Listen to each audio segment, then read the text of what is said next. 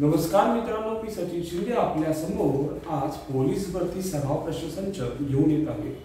महाराष्ट्रातल्या सर्व पोलीस भरती करणाऱ्या विद्यार्थ्यांना एक खुशखबर देत आहे। महाराष्ट्रातल्या सर्व विद्यार्थी जे पोलीस भरती करतात त्यांना संपूर्णपणे पीडीएफ माझ्या टेलिग्राम चॅनेलवरती पूर्णपणे फ्री ऑफ कॉस्ट मध्ये पीडीएफ पाठवत आहे। दर शनिवारी हा पेपर पीडीएफ द्वारे आपल्याला संपूर्ण सर्वांना मिळेल। शनिवारी संध्याकाळी 9 वाजता आपल्याला हा पूर्ण पीडीएफ मिळेल आणि आपण जर शनिवारी किंवा रविवारी आपल्या सुट्टीच्या वेळेला हा पेपर सोडवला आणि या पेपरचं संपूर्ण एक्सप्लेनेशन आपल्याला YouTube चॅनलवरती मिळेल। आपण भरती करणाऱ्या किंवा तलाठी भरती करणाऱ्या किंवा PSST अभ्यास करणाऱ्या प्रत्येक पोरासाठी हा परीक्षा खूप उपयुक्त आहे। जर आपला कोणाला पीडीएफ स्वरूपात जर प्रश्नपत्रिका हवी असल्यास सायंकाळी 9 वाजता रोज दर शनिवारी आपल्याला माझ्या टेलिग्राम चॅनलवर मिळून जाईल। माझा टेलिग्राम चॅनल खाली मी लिंक शेअर करत आहे। माझा ॲपचा पण लिंक मी शेअर करत आहे आणि आपल्या सर्वांना याचा परिपूर्ण उपयोग होईल ही मी भावना ठेवतो आणि दर रविवारी तुम्हाला YouTube चॅनलवरती ह्या प्रत्येक पेपरचा एक्सप्लेनेशन आपल्याला संपूर्णपणे मिळेल। आपण सुरुवात करूया पेपरचा। जो शनिवारी काम झाला त्या पेपरचा पूर्णपणे आपण एक्सप्लेनेशन करूया। पेपर नंबर 1 आहे जो कालच्या शनिवारी म्हणजे 6 ऑगस्ट 2022 रोजी झाला। ठीक आहे, पेपरचं एक्सप्लेनेशन करूया आपण। पहिला प्रश्न असा आहे की 15व्या वित्त आयोगाचे अध्यक्ष कोण आहेत असा प्रश्न आहे। या 15व्या वित्त आयोगाचे अध्यक्ष NK सिंग हे त्याचं नाव आहे। पेंच राष्ट्रीय उद्यानास कोणते नाव देण्यात आले? पंच राष्ट्रीय उद्यान पंडित जवाहरलाल नेहरू हे राष्ट्रीय उद्यान हे नाव देण्यात आलं।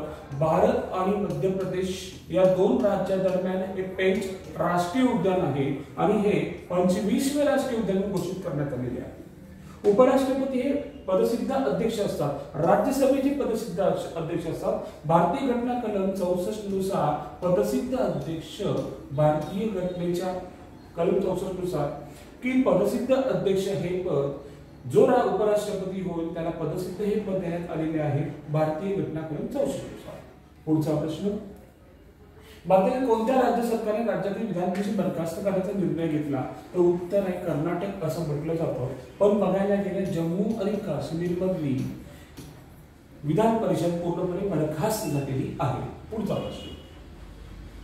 प्रश्न की मुस्लिम लीगची स्थापना कोठे झाली? तर उत्तर आहे ढाका मध्ये झाली आणि ढाका मध्ये 1906 रोजी मुस्लिम लीगची स्थापना झाली।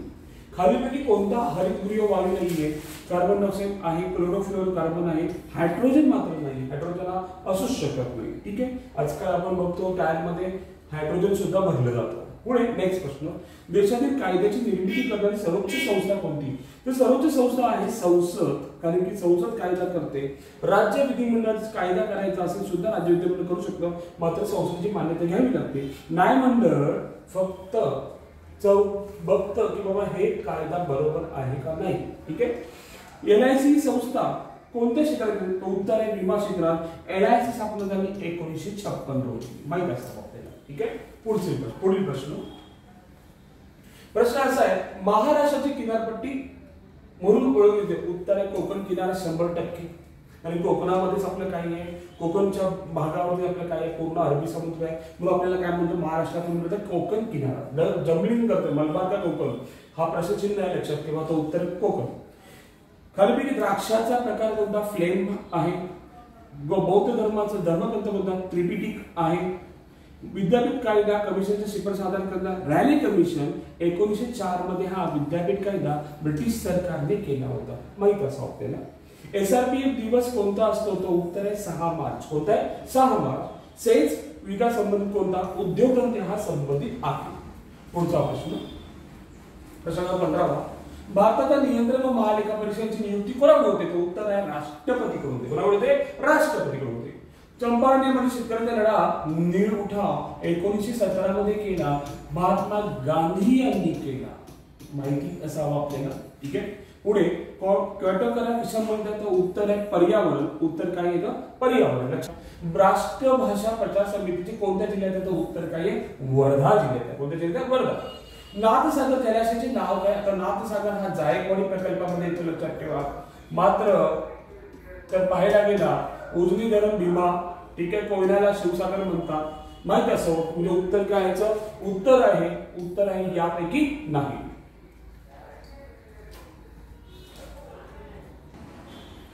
नेक्स्ट आहे आधुनिक भारताचे जनक प्रबोधकाचे अग्रदूत असं कोणत्याच समासंग उत्तर मिळेल आपल्या राजाराम मोहन राय.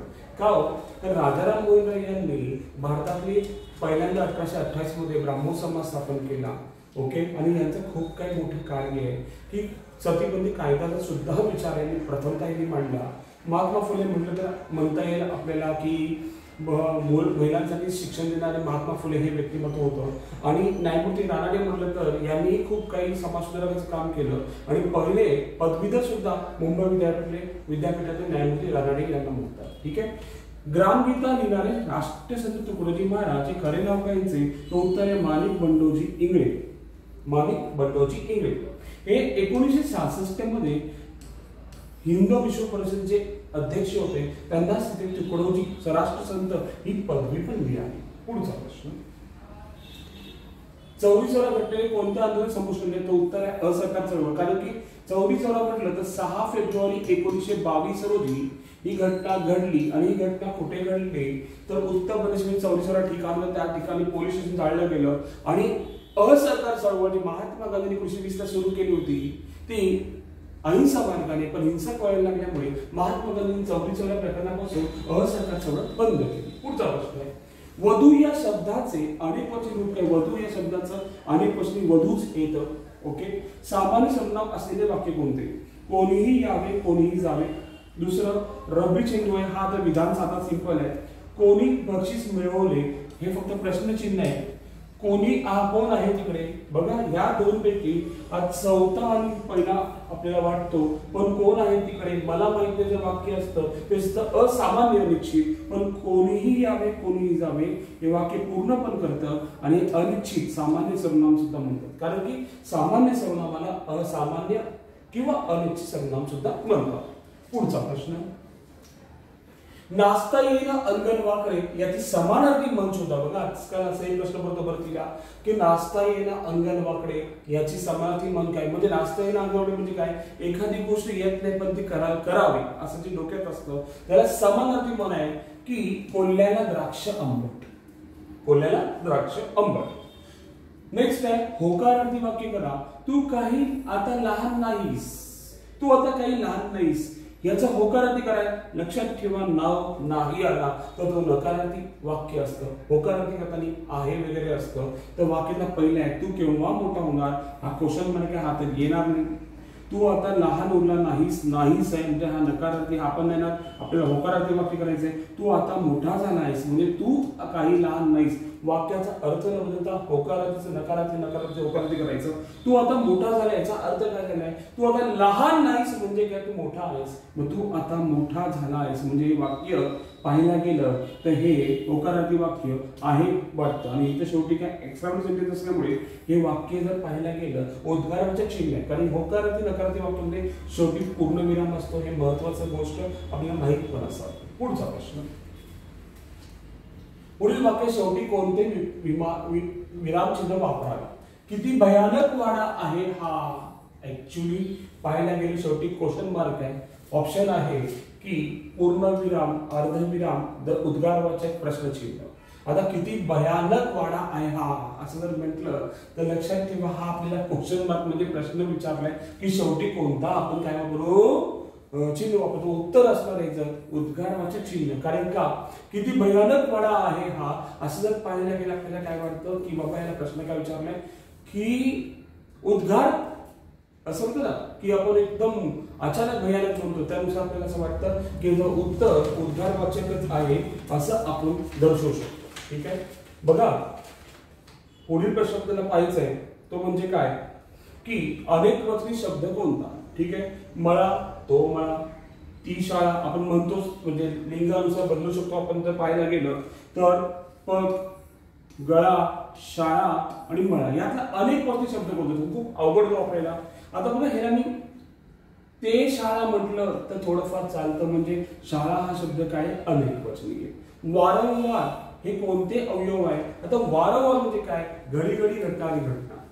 तर याचं उत्तर आहे संख्यावाचक येत संख्याबळ पाहिजे, स्थळवाचक ठिकाण दर्शवत नाही, रीतिवाचक म्हणजे पद्धत दर्शवत नाही, आवृत्तीवाचक कुठलीही गोष्ट आवृत्ती होत असते त्याला आपण म्हणतो वारंवार होत असते, बदल होत असतो. ठीक आहे, पुढचा प्रश्न आपण बघूया.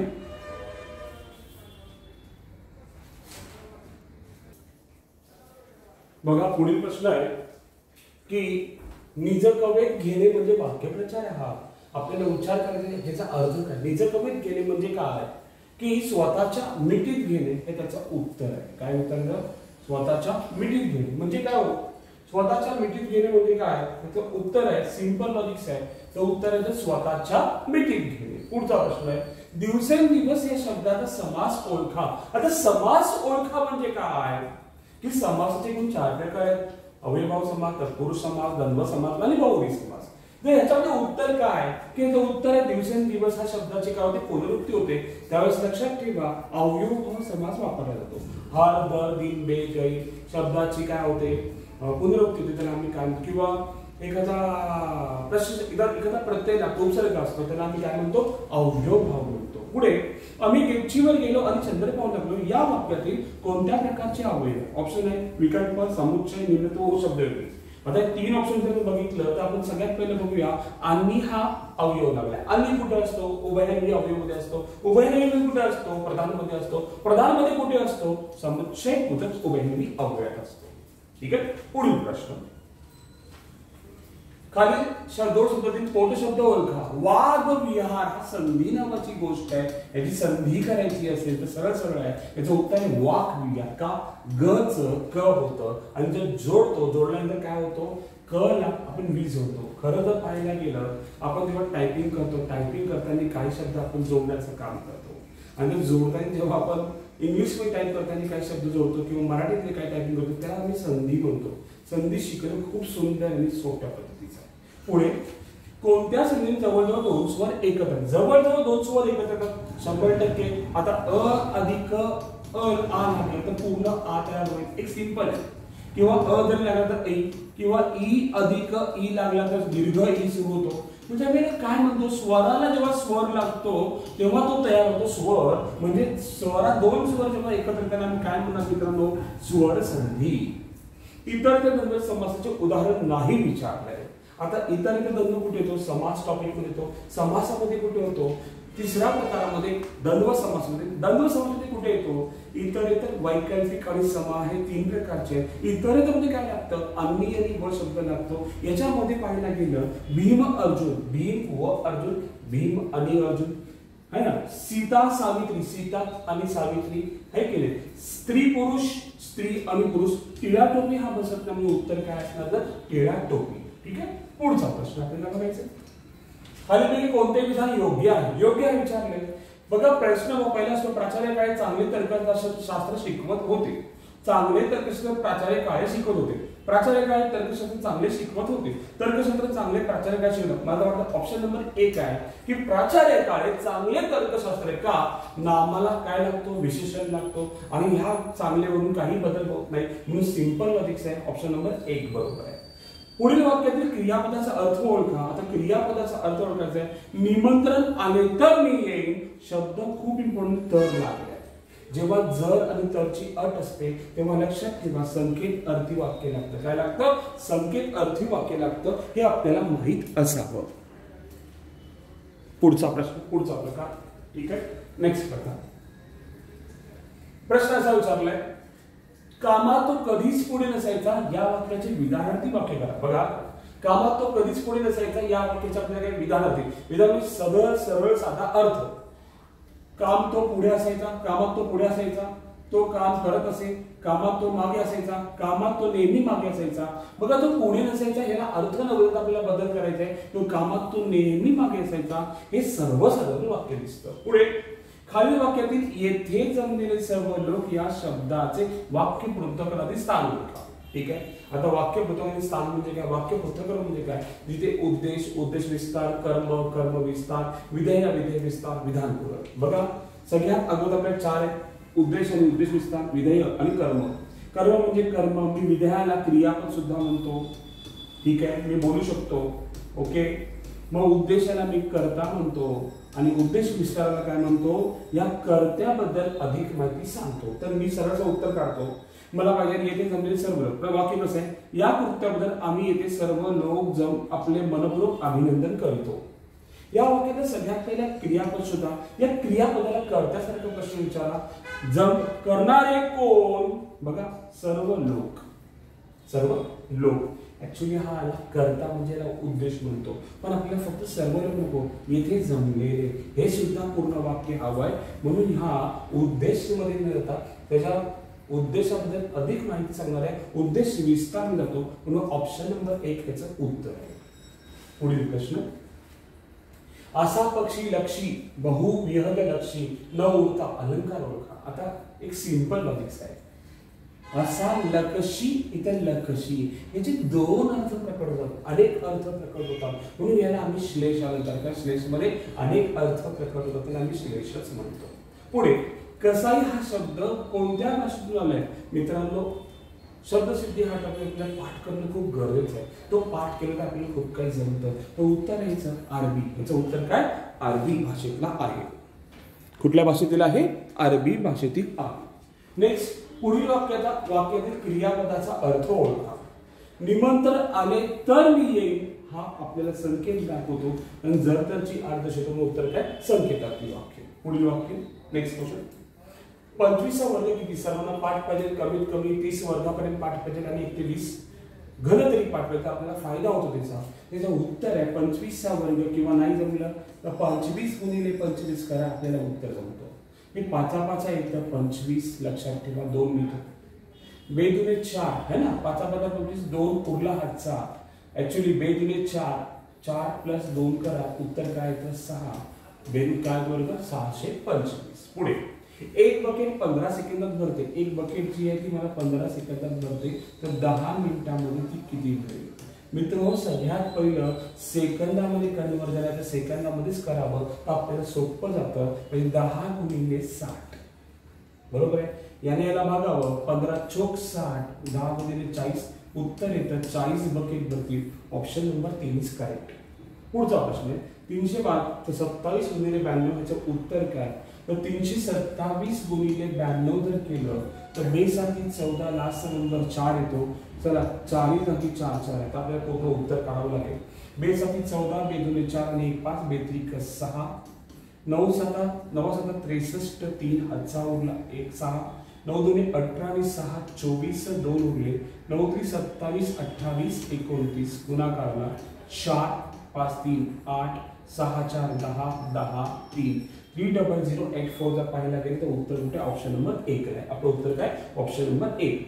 3 वाजता घड्याळ काटा, मिनिट काटा व तास काटा यांचा किती अंशाचा कोण असेल असा आपल्याला प्रश्न विचारतात. उत्तर आहे 90 अंश. मी डायरेक्टली सांगतो 90 अंश. का? कारण घड्याळ पाहायला गेलं 12 आणि 3 काटा म्हटलं तर 1 आणि 2 म्हटलं प्रत्येका 30 अंशाचा कोण असतो.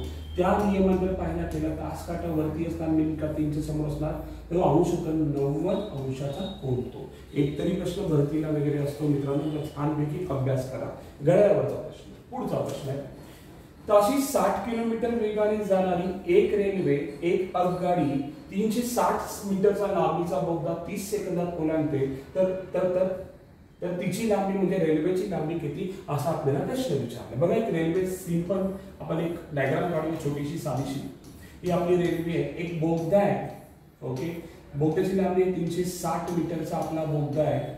ही या बोगद्याला ही रेल्वे म्हणजे हा लास्ट डब्बा इथे जेव्हा पोहोचतो त्याला 30 सेकंद वेळ लागतो, तर आपल्याला बोगद्याची लांबी दिली आहे, रेल्वेची आपल्याला काढायला सांगितली आहे. ते कसं काढणार? सिंपल लॉजिक्स आहे. 3600 सेकंदात गाडी करते 60,000 मीटर.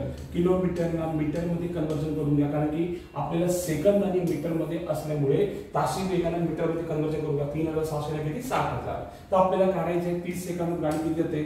एकतर बोगदा 360 प्लस एक्स म्हणजे कोण? रेल्वेची लांबी आपल्याला काढायची. दोघांची बेरीज केली तर एकूण वेळ तेवढा लागतो आपल्याला, कारण की एकूण आपल्याला वेळ एवढा लागतो, एवढा पूर्ण येणार. तर ठीक आहे, मग आपण क्रॉस मल्टिप्लिकेशन करूया. क्रॉस न करता डायरेक्ट करू शकतो आपण. 0 केलं, 3 1 3, 3 1 3 2 6, 120 आलं, 0 केलं 12 × 12 12 × 5 60 500 मीटर आलं. म्हणजे उत्तराला आपल्याला एकूण लांबी आली आपली किती 500 मीटर. या 500 मीटर मध्ये 360 बोगद्याची लांबी आपल्याला रेल्वेची काढायची आहे. इकडे तिथं वजा होतो 500 वजा 360 बरोबर x येतं. काय होतं 140 मीटर हे रेल्वेची लांबी असेल. ऑप्शन नंबर लक्षात ठेवायची गोष्ट आहे. ऍक्च्युली इथे थोडंसं मिस्टेक झालेली होती.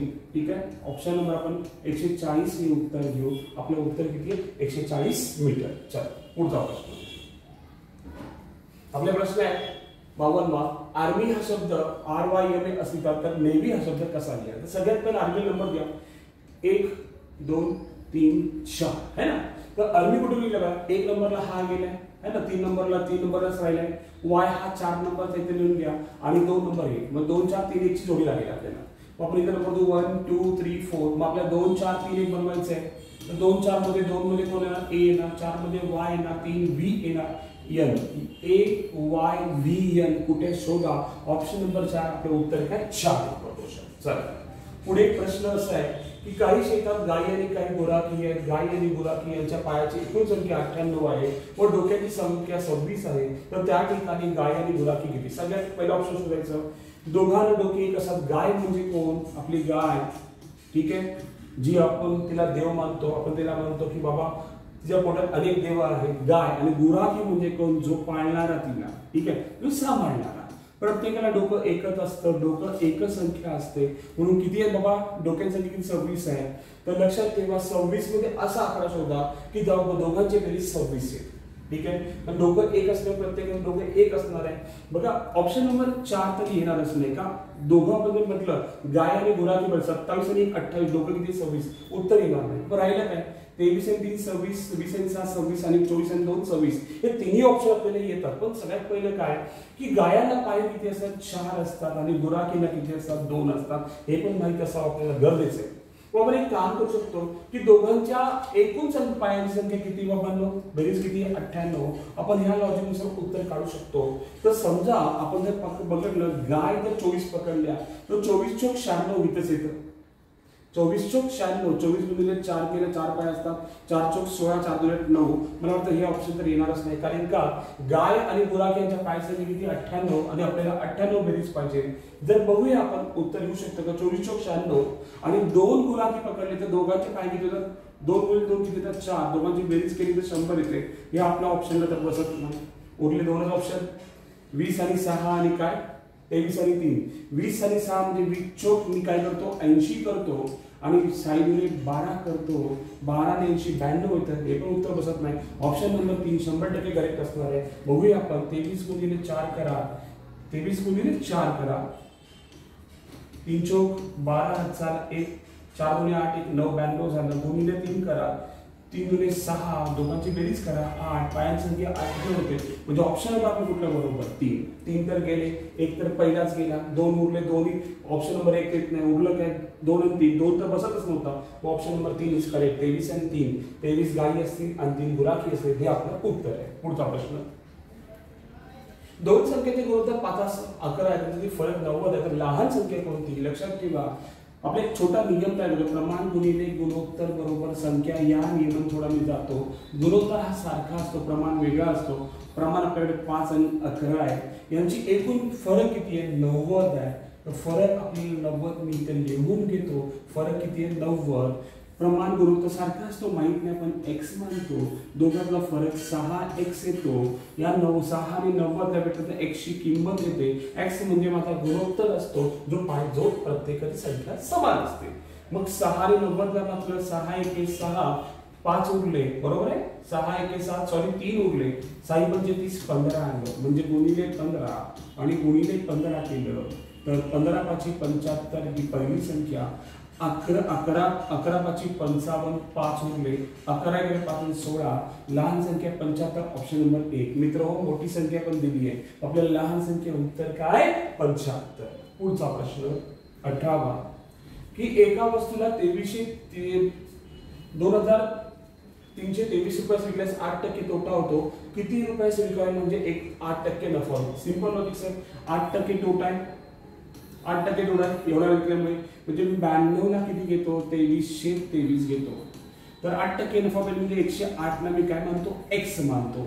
एक सिंपल लॉजिक आहे मित्रांनो. मी मगाशी सांगितलं गुणाकार होतो याचा आणि याचा गुणाकार होतो. बघा पण मी लॉजिक लावतो की याने याला भागू शकतो, मी असा गुणतो आणि असा असा भागू शकतो, मी ह्या तिघांना भागू शकतो. 92 जर पाहायला गेले 23 च्या पाड्यात आहे. 23 गुणिले 3 का 3 त्रिक सॉरी 23 गुणिले 3 म्हटलं तर नाही आहे. 23 चौक करू, 3 चौक 12 करू, 3 4 गुणिले 8 येतं 23 चौक 92. बरोबर आहे का? हा 23 1 23 शून्य घेतला 23 1 23. परत भाग मिळाला का? हो 4 गुणिले 8 4 7 28.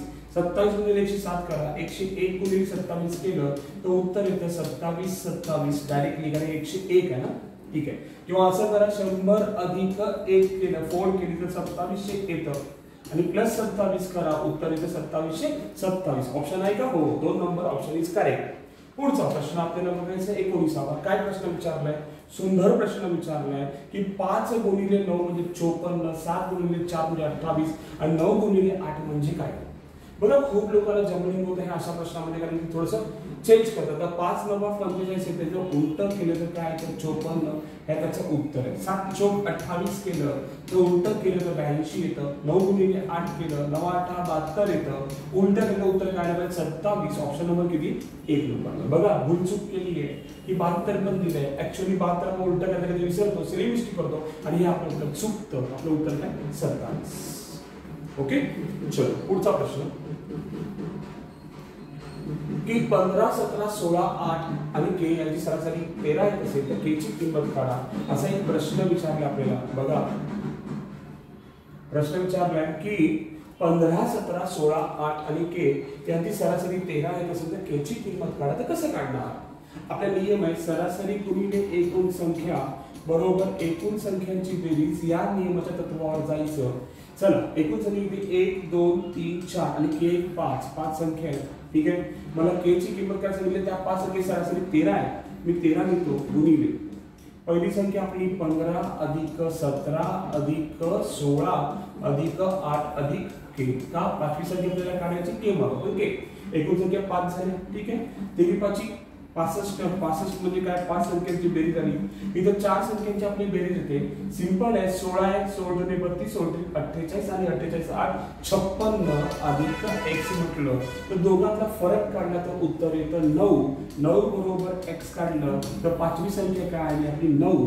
म्हणजे k ची किंमत आपली काय आली 9. Option number 1 is correct. पुढचा प्रश्न काय विचारलंय की 1 ते 150 पेज नंबर पर्यंतच्या मुद्रित केले तर मुद्रित एकूण केलेल्या अंकांची संख्या किती? आता 1 ते 150 संख्या आपल्याला पाहिजे. 150 म्हणजे एक अंक हा एक वेळा मोजला गेला असं पाहिजे. तर आपण बघूया एक सिंपल तत्व आपण वापरूया. आपण लक्षात ठेवा काय आहे की 1 ते 9 पर्यंत एक अंकी संख्या आहे.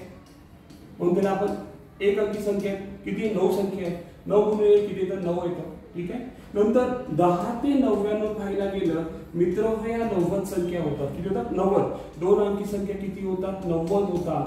90 गुणिले 2 केलं तर आपल्याला उत्तर 180 येतं आणि 100 हा एकच अंक आहे जो 3 अंकी आहे. 3 गुणिले 1 आहे किती येतं? 3. याची बेरीज केली तर 192 संख्या होतात 1 ते 100 दरम्यान. मित्र लक्षात ठेवा मुद्रित असेल, स्टॅपल लावलेलं असेल, पान ठेवलेलं असेल किंवा आपण म्हणतो ना की मंदिरात पायरोसह फुले ठेवलेली असतील तर हे सर्वांना लक्षात ठेवा. सर्वांसाठी उपयुक्त आहे. 1 ते 100 दरम्यान एकूण किती येतात अंक? 192 अंक येतात. मग या 192 अंक येतात तर लक्षात ठेवा 192 अंक 1 ते 100 पर्यंत. मग त्याला 1 ते 150 पर्यंत सांगितलंय. मग आपण करूया 101 ते 50. 150 म्हटलं तर 50 संख्या होतात आणि त्यांचा 3 अंकी संख्या म्हणजे किती येतं? 150 येतं. या 150 मध्ये 192 हे 1 ते 100 दरम्यान झालं. हे बेसिक पाठच ठेवा आपल्याला. 101 ते 150 म्हटलं तर ह्याचं एकूण गुणाकार करतो 150. या दोघांची बेरीज करा. 9 2 9 आणि 5 14 342. एकूण किती येणार आहे? 342. पुढील प्रश्न, ठीक आहे. प्रश्न क्रमांक 60वा. तर प्रश्न आपल्याला काय विचारले बघूया आपण, ठीक आहे. आपल्याला प्रश्न असा विचारलाय की 2800 रुपये रकमेचे प्रश्न आपल्याला काय विचारलाय? 2800 रुपये रकमेचे सिंपल आहे. 2800 रुपये रकमेचे दरसादाचे 3% दराने काही महिन्याचे सरळ व्याज 154 रुपये होते. किती होते? 154 रुपये होते. तर त्याची मुदत किती असेल? आता बघा, काही महिन्याचे हा शब्द खूप इम्पॉर्टंट. सरळ व्याज 154 रुपये होते. तर सरळ व्याज सूत्र वापरायचं. सरळ व्याज किती आपला? 154. ठीक आहे. त्याची मुदत 100 छेद असतोच. आपली मुदत किती आहे? 2800 रुपये. ठीक आहे. त्याचा दर किती आहे? 3 आहे. फक्त एक इम्पॉर्टंट पार्ट काय माहिती, महिन्याचं विचारल्यामुळे मित्र हो लक्षात ठेवा, किती महिन्यापैकी दर असेल तर आपण खाली घेतो एकूण महिने आपल्या वर्षाचे 12 असतात. दर वार्षिकच असतो लक्षात ठेवा. तर भागिले x बरोबर. महिना असेल तर खाली महिना, दिवस असेल दिवस लिहायचे पैकी एवढे. ठीक आहे. तर आपण शून्य काढू. शून्य गेले. 3 × 3 3 × 12. Okay okay. 4 × 4 4 7 28. काय आलं आपलं? 154 बरोबर 7 × x आलं. आपण 7 याला भागलं. 7 × 14 7 × 14 22 बरोबर x. म्हणजे आपल्याला किती महिने लागतील? 22 महिने लागतील. 3% दराने 2800 रुपयाची सरळ व्याज 154 व्हायला. उत्तर आहे ऑप्शन हो 4 नंबर ऑप्शन बरोबर 154 22. ठीक आहे. चलो पुढचा प्रश्न आपल्याला बघायचा आहे 61 वा. ठीक आहे. बघूया आपण. बघा पुढील प्रश्न बघूया की 48 104 144 158 या कोणता अंक गटाबाहेर नाही? बघा हा 144 वर्गसंख्या आहे, बाकी एकही वर्गसंख्या नाही, म्हणून तोच गटाबाहेर असेल. आपण हे निश्चित करू शकतो. पुढचा प्रश्न असा आहे की एका मोठ्या पेटीत 6 पेटी आहेत. एक मोठी पेटी, तिच्या पेटीत 6 पेटी आहेत आणि प्रत्येक पेटीत 3 पेटी आहेत. बरोबर आहे. मग 6 × 3 केलं तर 18 येतं. म्हणजे 18 आणि 6 किती तर 24. 24 आणि किती तर 25. उत्तर काय येते? 25. कळलं? मोठी पेटी ही पकडूया आपण एक.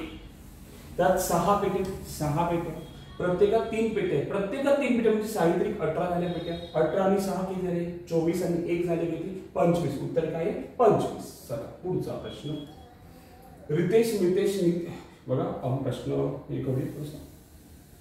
हा काय प्रश्न आहे? रितेश मितेश नितीश यांच्यात वयाची बेरीज 5 वर्षापूर्वी 40 वर्ष होते. आणखी 5 वर्षानंतर किती होईल? बघा 5 वर्ष पूर्वी आणि नंतर म्हटलं मित्र हो सगळ्यात इम्पॉर्टंट आहे, आज घ्यावंच लागतं. आपण हे कधी कधी विसरतो. यात थोडंसं पण जाऊया.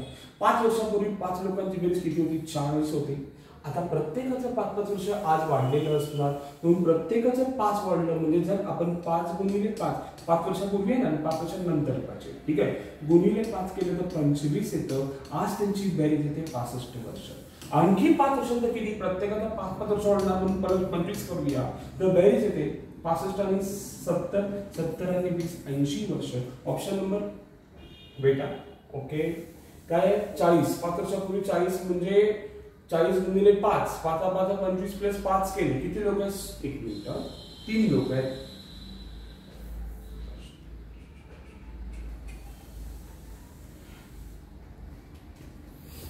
वा. ठीक आहे. प्रश्न असा आहे एका सकाळी एका खांबासमोर मनीषा एका खांबासमोर उभी होती. खांबाची सावली मनीषाच्या उजवीकडे पडते. तर मनीषाचे तोंड कोणत्या दिशेने? आता सगळ्यात इम्पॉर्टंट आहे की आपला सूर्य जो असतो सूर्य कुठून? पूर्वेकडून पश्चिमेकडे.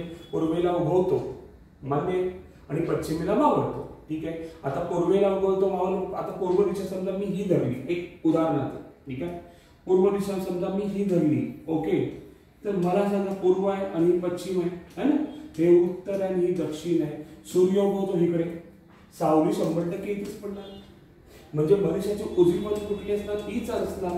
आणि उजवी बाजू जर ही असेल तर मी माझ्या दिशेने घ्या. माझा हा उजवा हात तर मी कुठे उभा असणार? खाली दिसणार. म्हणजे खाली दिसणार म्हणजे दक्षिण दिशेने मुख असणार. उत्तर काय? चौथा ऑप्शन दक्षिण दिशा. 28 वा सोडूया आपण छानपैकी. काय सांगितले? डी हा केचा भाऊ आहे. डी हा केचा भाऊ. ओके भाऊ आहे. यम ही केची बहीण. के ची बहीण कोण आहे? यम. ठीक आहे. पुढे काय? आर हे डी चे वडील. डी चे वडील कोण आहेत? आर. ओके. मग यस ही यमची आई. यस ही यमची आई. यस ही कोण आहे? यमची आई आहे. ओके. तर के चे आरशी नाते काय? ह्या के चा या आरशी नात्याला भाऊ आहे ना. ठीक आहे. भाऊ आहे तर लक्षात ठेवा के च आरशी नाते काय म्हटलं तर नंबर 1 येईल. के चं नातं 100% आर शी म्हटलं तर मुलगा येऊ शकतो 100%. का? के हा भाऊ आहे. बघा कोण सांगितलंय? डी हा के चा भाऊ आहे. के चा भाऊ आहे कोण? डी. ओके. पुढे यम ही के ची बहीण. यम ही के ची बहीण आहे. यम ही के ची बहीण आहे. के ची बहीण आहे. बघा आर हे डी चे होते. ऍक्च्युली पाहायला मुलगा येऊ शकतं पण के हे कोण आहे दिसत नाही म्हणून 100% उत्तर काय असणार? माहिती अपूर्ण 100% आहेच आहे. का? अरे के चं लिंग नाही सांगितलं तो कोण आहे? पुरुष आहे का स्त्री आहे? हे कुठेच दिसत नाही बघा. ऐक नाही असं के हा डी चा भाऊ आहे म्हणून के हा डी चा भाऊ म्हटलं तर 100% हा कोण असा? पुरुष आहे. बाबा मुलगा म्हणून असतो पण मुलगा मुलगी दोन्ही येतं पण ह्यापैकी माहिती 100% अपूर्ण आहे कारण माहिती पूर्णच नाही आपल्याकडे. चला पुढचा प्रश्न असा आहे की 50 चेंडूचे सरासरी वजन 5 ग्राम आहे तर पिशवीचे वजन धरले तर 0.05 ग्रामने वाढते तर पिशवीचे वजन काय? आपल्याला पिशवीचं आपल्याला वजन काढायचं बरोबर आहे. आपल्याला पिशवीचं वजन काढायचं सिंपल लॉजिक्स आपल्याला बघा उत्तर काढायचं नियम आहे सरासरी गुणिले एकूण संख्या बरोबर एकूण संख्यांची बेरीज. या नियमाच्या आधारे आपण जातो. तर 50 चेंडू आहेत आपल्याकडे सरासरी त्यांची 5 आहे त्यांची गुणा बेरीज काय होते? 550 ग्रॅम एकूण बेरीज. पण पिशवीचं वजन धरलं तर चेंडू सोबत पिशवी एक धरावी लागेल 51 होईल आणि सरासरी कितीने वाढते? 0.05. मूळ सरासरी 5 होती 5 मध्ये 0.05 वाढवलं काय होतं? 5.05 येतं. त्यांची एकूण बेरीज काढली तर 51 50 गेले 1 उरला. 1 म्हणजे कोण उरलं? पिशवी उरली. कोण उरलं? पिशवी उरली. त्यांचा बेरीज गुणाकार करावा लागेल आपल्याला सगळ्यात अगोदर किती? 5.05 गुणिले 51 करूया. ठीक आहे. 1 1 0 1 5 5 5 25 5 0 2 5 5 25 आणि 2 27. पहा 5 25 2 5 0 0 2 5 5 25. ओके ठीक आहे. बेरीज काय येते? 5 5 7 5 2. पॉइंट आपल्या इथे लक्षात ठेवा.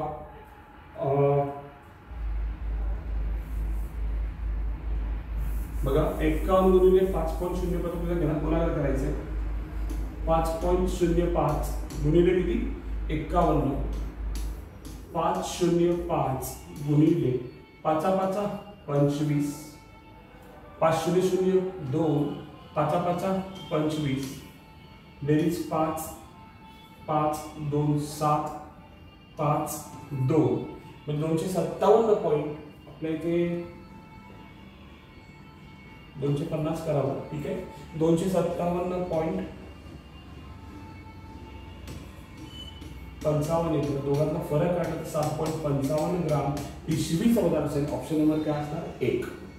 पुढील उत्तर प्रश्न की पहिल्या 20 अंकाची चढत्या क्रमाने सरासरी 40 आहे शेवटच्या 19 अंकाची सरासरी 42 असेल तर पहिला अंक कोणता असेल? बघा सिंपल लॉजिक्स आहे एकदम साधा लॉजिक्स आहे. 1 ते 20 अंकांची सरासरी किती? 40 आहे बरोबर आहे ना. किती सरासरी? 40 आहे. ओके सरासरी. पुढे काय सांगितलंय की सरासरी किती? 40 आहे. ओके पुढे काय सांगितलंय की शेवटच्या 19 अंकाची शेवटचे म्हणजे कुठले बाबांनो? 20 पासून धरलं शेवटून धरलं तर किती? 19 अंक आहेत म्हणजे 2 पर्यंत आणि सरासरी किती आहे? 42 आहे बरोबर आहे. तर पहिला अंक कोणता विचारले? सिंपल आहे ना. 1 ते 20 मधून 2 ते 20 गेले तर पहिला अंक उरतो. मग 40 गुणिले 20 केलं तर किती येतं? 600 येतं. आणि 40 गुणिले 42 गुणिले 19 केलं 19 दुने 38 1976 77 78 79 या दोघांतला फरक म्हटला 4 800 येतं. तर दोघांतला फरक म्हटलं 2. लक्षात ठेवा किती येतं? पहिली संख्या 2. Option number 1 is correct. पुढचा प्रश्न की असं सांगितलंय की एका वर्गात 60 50 40 मुलांचे एक एक गट केले तर प्रत्येक वेळी 10च मुलं उरतात तर वर्गात एकूण किती मुलं असतील? सगळ्यात पहिल्यांदा काय करायचं? तिघांचा पण आपण 60चा 50चा आणि 40चा लसावी काढून घेऊया. सगळ्यात अगोदर आपल्याला काम करत का वर्गात 10च मुले उरतात प्रत्येक वेळी. सगळ्यात पहिला आपण लसावी मूळ काढून घेऊया. याचा लसावी तो 10 आणि 10 60 10 5 10 40 बेत्रिक 6, 5 चे 5, बेदुने 4, पुढे भाग जात नाही. 5 दुने 10, 10 त्रिक 30, 30 दुने 60, 60 दुने 60 10 600. माझा लसावी किती आला? 600. हा लसावी म्हणलं तर लक्षात ठेवा, तुम्ही या संख्येला भागा 60 ने भागा, 50 ने भागा, 40 ने भागा, पूर्ण भाग जातो. तुम्हाला 10 मुलं उडवायचे आहेत म्हणजे प्लस 10 करायचं. उत्तर काय तर 610. एकूण किती असते संख्या? 610. उत्तर. पुढचा प्रश्न आपल्याला बघायचा आहे. दोन संख्या अनुक्रमे 3x व 5x आहे, त्यांच्यात फरक 18 आहे, पण दोन संख्यांचा मसावी व लसावी काढा असा प्रश्न विचारलाय. सगळ्यात अगोदर आपल्याला दोन संख्या काढायला लागतील. दोन संख्येत फरक किती आहे? 5x आणि 3x या दोन संख्या यांच्यातला फरक किती आहे? 18 आहे. बरोबर आहे. हे प्रमाण मानतो, गुणिले गुणोत्तर करतो. बरोबर. जग मला कोणतीही संख्या मिळते नियमानुसार. ठीक आहे. आता गुणोत्तर करायचं, दोघांचा फरक किती आहे? 2x बरोबर किती आहे? फरक 18 आहे. तर x बरोबर किती आला? 9. गुणिले 9 करू. 5 9 45 आणि 9 त्रिक 27. या दोन संख्या मला भेटल्या. या दोन संख्यांचा मी मसावी आणि लसावी काढतो. 27 आणि 45 चा मसावी सगळ्यात पहिलं काढू. 9 त्रिक 27, 9 5 45. माझा मसावी किती येतो? 9. म्हणजे 100% ऑप्शन नंबर 1 करेक्ट. पुढे बघूया. 13 5 15, 15 9 135 is correct answer. Option number 1 बरोबर आहे. चला पुढचा प्रश्न, की हा प्रश्न खूप सुंदर आहे, बघूया आपण.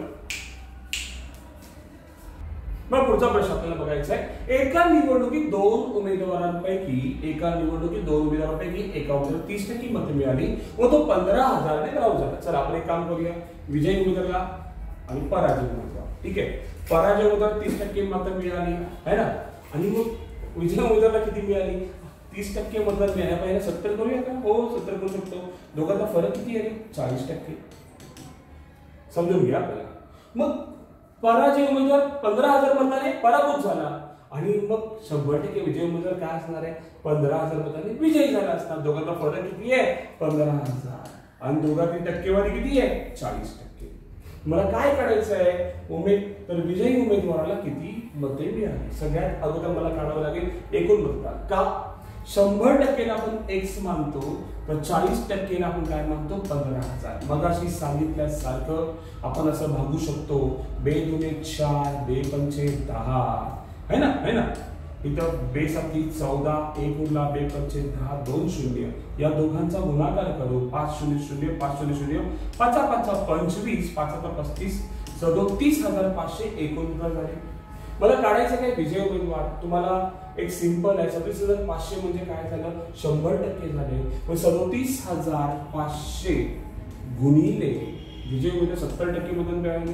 70 चे 100 करू शकतो आपण, नो प्रॉब्लेम. 2 शून्य गेले, 0 1 लावूया. 7 5 35, 7 5 35. ठीक आहे. नेक्स्ट आहे की 7 7 49, 50 51 52, 5 7 21 आणि 5 26, 26,250 म्हणजे आपलं उत्तर आहे 26,250. Option number 1. थोडंसं सिली मिस्टेक झाली होती या प्रश्नामध्ये. ठीक आहे. उत्तर आहे 26,250. एकूण आपल्याला काय मिळते? विजयी उमेदवाराचे मतं मिळते. आपल्याला एकूण मतदार किती झाले? 36,500. आपण एक काढलेले आहे 37,500. सिंपल आहे. 5 0 0, 5 0 0, 5 5 25, 2 उरले, 5 7 35, 37. ठीक आहे. एकूण उत्तर मला हे भेटले. एकूण उत्तर भेटले 70% मध्ये किती? 26,250. हे कोण झाले? आपले विजयी उमेदवार. ठीक आहे. ओके. चला पुढचा प्रश्न असा आहे. 300 ग्राम मिश्रण 40% साखर आणि 50% साखर होण्यासाठी मिश्रण अजून किती ग्राम साखर मिळवावी लागेल? आता सिंपल आहे. 300 ग्रामचे 40% साखर काढावी लागेल आणि तेच 50% साठी किती ग्राम साखर मिळवावी लागेल? एकदम साधा प्रश्न आहे. 300 ग्रामला जर समजा 40% असेल साखर, बरोबर ना, तर 100% ला किती असेल हे काढूया आपण. सगळ्यात पहिले 0 गेलं, 0 गेलं, 0 गेलं, 0 3 चौक 12, 120 ग्राम काय असेल? एकूण मिश्रण असेल. बरोबर आहे. 300 ग्राम 40% साखर आहे म्हणजे 40% साखर म्हणजे किती ग्राम झाली? 120 ग्राम झाली साखर, है ना. म्हणजे 40%. ठीक आहे. म्हणजे मला सांगा, मिश्रण जर साखर घेतलं, साखर आपली 40% म्हणजे आणि इतर जो घटक आहे तो किती आहे 60%. मग 60% मला 50-50 करायचे म्हणजे मला इथं किती टक्के वाढवायचे 10% वाढवायचे है ना. आणि ते 10% कमी करावं लागतील. आता सिंपल आहे 120 साखर झाली 180 300 ग्राम एकूण आहे ना तर 180 ग्राम काय इतर घटक झाले. समजा मी इथं तुम्हाला समान करायचं मी काय करेन 30 याला देईन ना म्हणजे 120 अधिक 30 झाले आणि तर 180 वजा 30 झाले म्हणजे अजून साखर किती लागेल हो 30 ग्राम. आहे का ऑप्शन हो आहे. पुढील प्रश्न आपल्याला बघायचा आहे 35वा. 960 चे असे दोन भागाकार करा की तो एक दुसऱ्यापेक्षा 26 ने मोठा असेल. मित्रांनो याला सिंपल लॉजिक्स आहे. 960 ला 2 ने भागा 2 भाग करा 2 चौक 8 2 8 16 480. तर आता खूप जण काय करणार नाही का एका 26 वाढवतात एका 26 कमी करतात आणि आपलं उत्तर चुकतं. सगळ्यात बेस्ट 26 पण अर्धे करा 2 भाग करा किती येतं 13. इथं 13 इथं 13 तर सगळ्यात पहिला इथं प्लस करा आणि तो मायनस करा. हा मोठा भाग आणि लहान भाग आहे. आपल्या विचारले सर्वात लहान भाग कोणता 3 9 493 इथे येतं 467. तर लहान भाग 467 ऑप्शन किती 4 नंबर. मोठा भाग पण दिला आहे मित्रांनो. आपण इथे चुका करतो सिली मिस्टेक आपली होऊ शकते. पुढील प्रश्न आपल्याला सांगितलंय की 78 या त्रिकोणी संख्याचा पाया काढा. आपण त्रिकोणी संख्या कशी काढतो पहिली संख्या गुणिले पुढील संख्या छेद 2 बरोबर. आपल्याला काय म्हणतात त्रिकोणी संख्या. आपल्याला त्रिकोणी संख्या दिली आहे त्रिकोणी संख्या दिली आपले 78 आहे. ओके मला काय करायचंय पहिली संख्या म्हणजे पुढची संख्या मला आपण मिळू शकते ती का y छेद 2 करतो बरोबर आहे. 78 गुणिले 2 केलं मित्रांनो डायरेक्ट करायचं लॉजिक लक्षात ठेवा. 78 गुणिले 2 केलं 2 8 16 बेसाठी 14 156 यायचं. आता 156 मध्ये असं कोणती वर्गसंख्या आहे ज्याच्यात 30 संख्या मिळवल्यानंतर आपल्याला उत्तर किती येतं 156. असं आपल्याला संख्या शोधावी लागते आणि संख्या शोधली की आपल्याला ते उत्तर मिळतं मित्रांनो. मी तर म्हणेन 12 गुणिले 13 केलं तर आपल्याला काय मिळतं 156.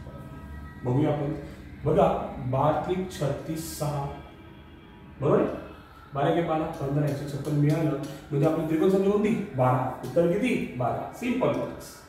पुढचा प्रश्न 37वा क्वेश्चन. प्रश्न असा एका मुलाचे आजचे वय x असून 4 वर्ष तो किती वर्षाचा असेल असा एक सिंपल प्रश्न विचारलाय. मग मी काय करेन x वय 4 वर्षांनी तो किती होईल अधिक 4 होईल म्हणजे उत्तर काय असेल त्याचं x अधिक 4 हे त्याचा प्रश्न असेल. ऑप्शन काय x अधिक 4. 82 2 5 8 हे कितवे पद आहे कितवे पद 56वे आहे म्हणजे 56 हे कितवे पद आहे. सगळ्यात पहिले बघायचं दोघात फरक किती आहे 3 चा बरोबर आहे. फरक किती आहे 3 चा. बघा लक्ष द्या. मग या 56 ला डायरेक्टली 3 ने भागायचं. किती ने भागायचं 3. काय येतं 3 1 3 काय येतं 3 1 3. पुढे किती 1 उरला 16 3 5 15 बरोबर आहे 3 1 3 1 उरला 3 5 15 म्हणजे 1 सोडून टाका 15 आला. दोघात फरक किती हो 3 चा आणि यात 1 उरला ना तर 1 आणि 3 मिळवा. लक्षात ठेवायची गोष्ट आहे बेरीज करा किती येतं 19 उत्तर. ऑप्शन काय आहे 19. सगळ्यात सोपा आणि सिंपल लॉजिक. नेक्स्ट प्रश्न आहे 3-3 रिकामी जागा 5 रिकामी जागा 2 या संख्येला 11 ने पूर्ण भाग गेल्यास तर कोणता अंक रिकामी जागा असेल. बघा मित्रांनो काय करावं की 3 डॅश 5 डॅश 2 ह्याला 11 ने भागायचे. आपल्याला लॉजिक लावायचं 0 घ्या 1 घ्या 4 घ्या 5 घ्या. 5 गुण बघतो लास्ट पासून स्टार्ट करतो बघतो भागतो 11 3 33 3 उरले किती उरला 2.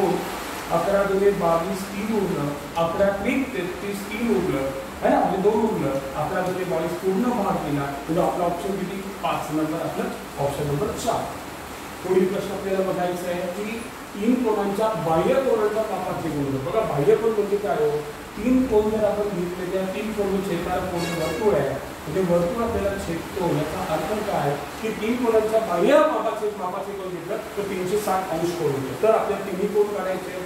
तिन्ही कोणाचा गुणोत्तर किती आहे 1 2 3 आपण x मानू आहे की नाही.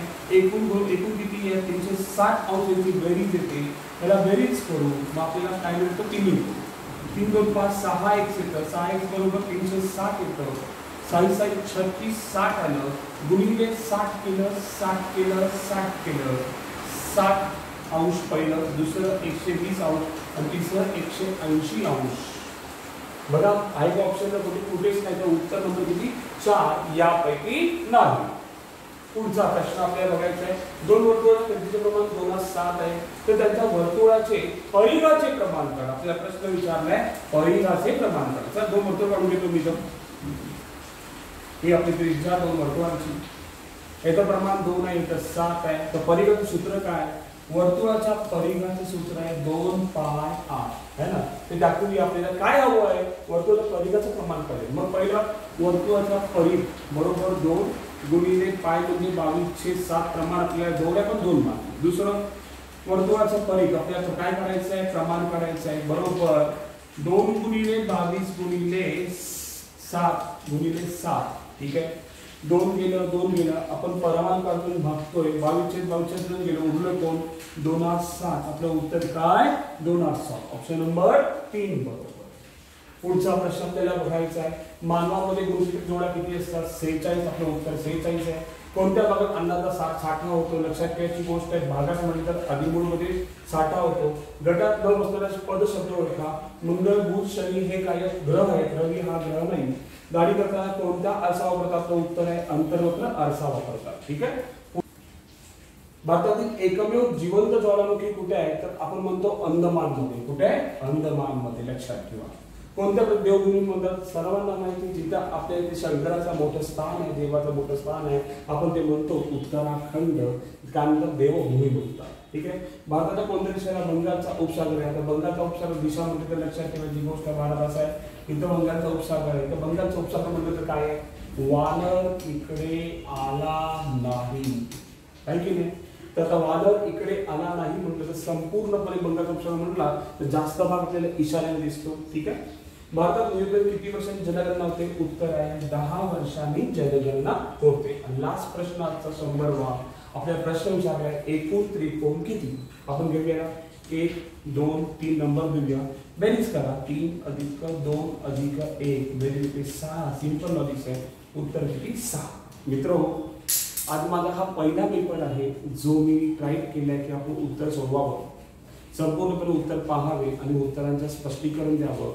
मी दर शनिवारी सायंकाळी 9 वाजता माझ्या टेलिग्राम चॅनलवरती मी आपणाला क्वेश्चन पेपर्स देणार आहे, रविवारी एक्सप्लेनेशन यूट्यूबवरती मी येणार आहे। दर शनिवारी क्वेश्चन पेपर रविवारी 11-12 पर्यंत 12 वाजता मी तुम्हाला यूट्यूबवरती माझा व्हिडिओ सोडणार आहे। प्रत्येक प्रश्नासाठी दर शनिवारी पोलीस भरती करणाऱ्या प्रत्येक पोरांनी फ्री ऑफ कॉस्टमध्ये ह्याचा भरपूर फायदा घ्यावा आणि संपूर्णपणे आपण माहिती घ्यावी। माझ्या यूट्यूब चॅनलची लिंक, माझ्या टेलिग्रामची लिंक, माझ्या व्हॉट्सअपचा नंबर मी आता सेंड करत आपल्या सर्वांना, आणि ज्याला कोणाला PDF फाईल हवी असेल मला व्हॉट्सअप सुद्धा करू शकता, त्यांना व्हॉट्सअपवर सुद्धा पाठवा। ओके, थँक्यू, धन्यवाद।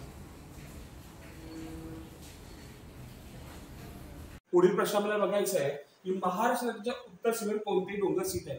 याचं उत्तर आहे महाराष्ट्र उत्तर सीमेवर बघा सगळ्यात वरती जर पाहायला गेलं सह्याद्री पर्वत मध्ये असा आपला इथं कोकण भाग आहे, ठीक आहे, आणि कोकणाच्या बाजूला महाराष्ट्र पठार हा पूर्ण पठार आहे। तर सर्वात वरती जर पाहायला गेलं सातपुडा पर्वत आहे, ओके, त्याच्या खाली 7-12 डोंगर रांग आहे, म्हणजे सातपुडा याचं उत्तर आहे आपलं ऑप्शन नंबर 2 उत्तर। पुढील प्रश्न बघूया आपण। प्रश्न असा आहे 24 मिनिटाचे 72 सेकंदाची गुणोत्तर काढा। सर्वात अगोदर हे 24 मिनिटांमध्ये आणि 72 सेकंदात आहे, आपल्याला ह्या मिनिटाचं कन्वर्जन सेकंदात करावं लागेल। मग 24 गुणिले 60 केलं सेकंद मिळतो आपल्याला 0 साई 24 2 साई 2 12 14 आहे ना। मग 1440 शी संबंध 72 हे त्याचे सेकंद, दोन्ही कन्वर्जन सेकंदात केलं आपण। मग 1440 ला आपल्याला काय करायचं, भागायचं आहे। तर सरळ सरळ 24 गुणिले 8 म्हणजे 24 त्रिक 72, पुढे 24 त्रिक 72 दुने करा, सरळ सरळ येतं 24 गुणिले 8 म्हणजे 24 त्रिक 72, 72 म्हणजे 60 येतं, आहे की नाही। प्रमाण 60 आलं, अजून भाग येतो मग को जातो 3 1 3 3 2 6 20, उत्तर काय येतं 20 हे आपलं उत्तर आहे, ऑप्शन नंबर 3 करेक्ट आहे। ओके, पुढील प्रश्न आपल्याला बघायचा। पुढचा प्रश्न की सर्व रोड पाणी आहेत, बघा विधान अनुवादाचा प्रश्न हा, जेवढे रोड आहेत सगळे कोण आहेत, पाणी आहेत। हा रोड झाला, हा पाणी झालं. पुढे काय सांगितलंय की काही पाणी बोट आहेत, काही पाणी काय आहेत बोट आहेत. ओके, ही डायग्राम. याचं उत्तर कसं आहे? पहिला ऑप्शन काय, सर्व पाणी बोट आहे. सर्व पाणी बोट आहेत नसणार. बघा हे तर ऑप्शन नसणार. पहिला निष्कर्ष काय, काही बोट रोड आहेत, काही बोट रोड आहेत नाही, हे पण येऊ शकणार नाही आपल्याला.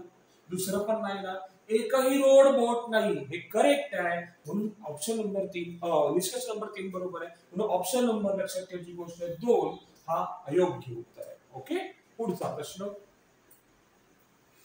मनालीचे डोळे माशासारखे आहेत म्हणून तिला काय म्हणतात? ठीक आहे, काय म्हणतात तिला?